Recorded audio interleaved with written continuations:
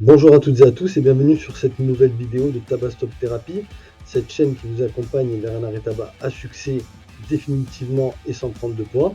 Alors je tenais à m'excuser pour ces semaines d'absence parce que j'étais en train de travailler sur le projet de mon livre qui devrait sortir très prochainement, ainsi que le protocole pour vous accompagner au mieux. Donc on avance dans la bonne direction et puis on met tout ça en place. Alors aujourd'hui j'aimerais qu'on parle dans cette vidéo de la procrastination du fumeur. Euh, le fait que le fumeur reporte sans cesse l'arrêt tabac. Et c'est tout de suite. Et je tenais à vous souhaiter les meilleurs vœux pour cette année 2023. J'espère qu'elle démarre bien pour vous et que vous êtes prêts à cultiver votre jardin de la meilleure manière qu'il soit.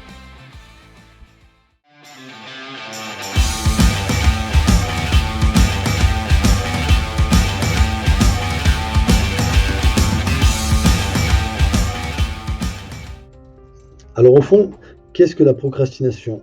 La procrastination, c'est le fait de reporter au lendemain ce qu'on doit faire aujourd'hui, de s'asseoir par exemple dans son canapé, de dire oh j'ai pas envie, je me mets Netflix ou j'ai juste envie de me reposer et puis je laisse couler le temps et les choses à faire qui s'accumulent derrière, d'accord?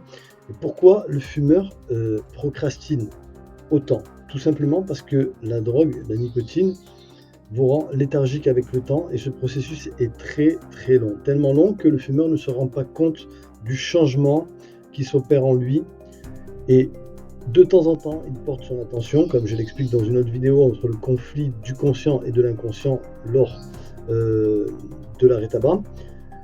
La conscience se rend compte que il faut arrêter, donc on se dit demain je vais arrêter, puis je dois arrêter, et puis l'inconscient qui prend le relais et qui dit ouais non mais finalement je n'ai pas la force, je n'ai pas envie, c'est dur d'arrêter, alors je trouve des excuses et je remets ça au lendemain. Voilà. Alors, je sais pertinemment que certains fumeurs savent très bien ce que je suis en train de raconter, mais beaucoup ne le savent pas. Alors, je préfère aiguiller tout le monde et faire des rappels qui remontent au niveau de la conscience, donc la prise de conscience, la réalité des choses, que laisser à part certaines évidences qui pourraient vous ralentir dans votre arrêt tabac. Et je pense que le fait de savoir que la cigarette, ou se rappeler que la cigarette est responsable de cette flemme, de ce ralentissement d'activité physique, est très important avant de démarrer le sevrage tabagique. Parce que lorsque vous aurez arrêté de fumer, et dès le lendemain, vous retrouvez cette énergie, cette force, cette envie de vous activer et d'aller plus loin dans l'arrêt pour prendre soin de vous, retrouver votre santé et prendre tout simplement soin de vous. Donc voilà, c'était tout ce que je tenais à vous dire concernant la procrastination du fumeur.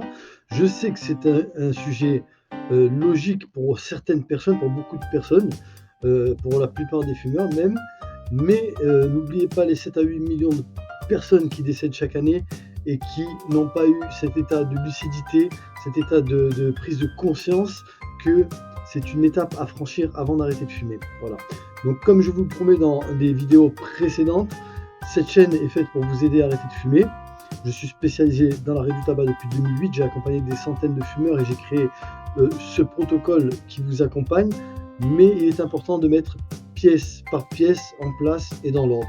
Donc aujourd'hui, c'était l'étape de la procrastination du fumeur, l'explication et l'importance de la traiter au niveau de la prise de conscience. Il faut prendre conscience que c'est la cigarette qui vous ralentit dans la démarche d'arrêter et que lorsque vous aurez arrêté de fumer, vous retrouverez de suite, dès le lendemain, cette énergie, cette envie, cette motivation, cette énergie vitale qui vous sera nécessaire pour continuer vers un arrêt tabac à succès. Voilà. Après, ce que je peux vous conseiller, c'est de ne pas partir seul en guerre dans cette démarche. Partez accompagné en troupe, car c'est quelque chose qui est important d'être bien accompagné pour bien arrêter de fumer, parce que si vous arrêtez mal de fumer, vous risquez la dépression, vous risquez de replonger, vous risquez une prise de poids, vous risquez de ne pas y arriver tout simplement. Alors, laissez-vous guider par la lumière, laissez-vous guider par quelqu'un qui connaît le chemin, et abonnez-vous à ma chaîne si cette vidéo vous a plu. Mettez un like si ça vous a plu également, et puis partagez si vous pouvez aider quelqu'un à arrêter de fumer avec ces vidéos. Je vous dis à la prochaine, merci, c'était Olivier. Alors, juste 2-3 petits exercices que vous pouvez mettre en application concernant la procrastination du fumeur pour casser cette procrastination, cette flemme. Tout simplement mettre en place un plan d'action. Vous pouvez prendre un petit calepin et noter, vous dire que, par exemple, à partir d'aujourd'hui, pourquoi pas demain, mais aujourd'hui, justement, nous n'allons pas procrastiner et mettre en place une autodiscipline. À partir d'aujourd'hui, j'irai marcher une demi-heure après manger. Voilà, tout simplement. Donc peut-être après le repas de midi, peut-être après le repas du soir, mais j'irai marcher ma demi-heure et vous allez vous tenir à cet exercice. C'est-à-dire que une demi-heure, c'est quoi? C'est rien. Vous prenez vos écouteurs, votre téléphone, vous mettez un timer 15 minutes, vous marchez dans une direction pendant 15 minutes en écoutant de la musique, et lorsque ça sonne, vous faites marche arrière et vous aurez marché une demi-heure. Et une demi-heure par jour, ça fait, si vous vous tenez à 7 jours par semaine, ça fait 3h30 par semaine d'activité physique, en plus que vous ne faisiez pas avant. Et c'est quelque chose d'important de se relier à une activité physique et de se rendre compte qu'on réactive la machine. D'accord? C'est un exemple, après il y a plein d'autres exemples, et puis je vous donnerai d'autres exercices dans d'autres vidéos, personnellement, que je mets moi en place dans mon protocole, tout simplement, mais c'est pour vous expliquer que certains d'entre vous vont voir cette vidéo, vont réaliser ce que je dis et vont enclencher les changements. D'autres personnes vont comprendre ce que je dis et vont se dire je le sais déjà, mais voilà. Et ça, c'est la cigarette, la nicotine qui agit sur leur cerveau et qui les manipule. Elles sont manipulées tout simplement par la drogue, ces personnes. Elles ont un mur devant elles et des bouchons dans les oreilles et elles n'écoutent pas ce qu'on dit parce qu'elles sont droguées, tout simplement. Et en fait, le fait de passer ce message, j'espère briser ce mur, enlever ces bouchons et que vous commenciez à vous activer et à rentrer dans cet accompagnement que je vous propose. Voilà, tout simplement. Alors dans les exemples, quand je vous dis d'aller marcher, vous pouvez aussi aller courir, hein. Trouvez-vous une motivation.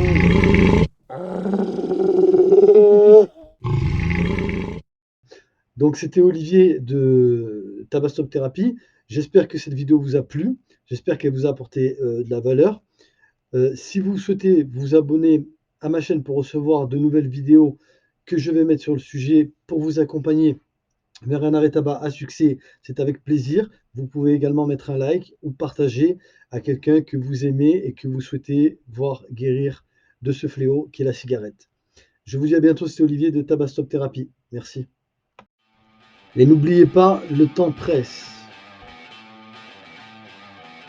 Et voilà, on est de retour avec Tabastop Thérapie et je vous remercie. Comment? C'est la fin. C'est pas la fin. Ah, c'est la fin de la vidéo, mais d'accord. C'est la fin de cette vidéo, excusez-moi, désolé. Mais on revient pour une prochaine vidéo, donc n'hésitez pas à vous abonner. Merci.